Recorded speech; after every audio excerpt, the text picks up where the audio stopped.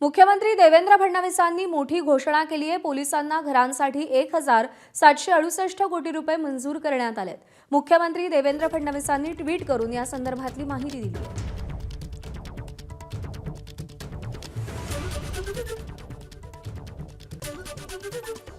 जनतेच्या सुरक्षेसाठी सातत्याने कार्यरत आपल्या पोलिसांना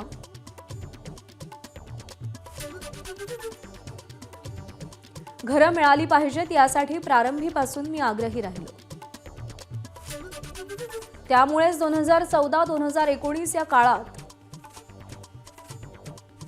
मोठ्या संख्येने पोलिसांना घरांसाठी व्याज सवलत अनुदान योजना राबवली। महाविकास आघाडीच्या काळात ती योजना बंद केली गेली होती।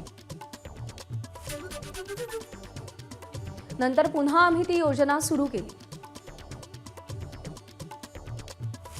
आज मला सांगताना आनंद होतोय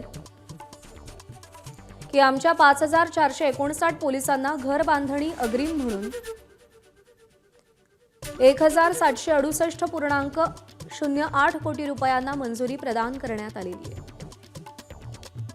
राज्य पोलीस गृहनिर्माण कल्याण महामंडळाकडे आलेल्या या प्रस्तावांसाठी ही रक्कम मंजूर करण्यात आलेली आहे। एबीपी माझा, उघडा डोळे बघा नीट।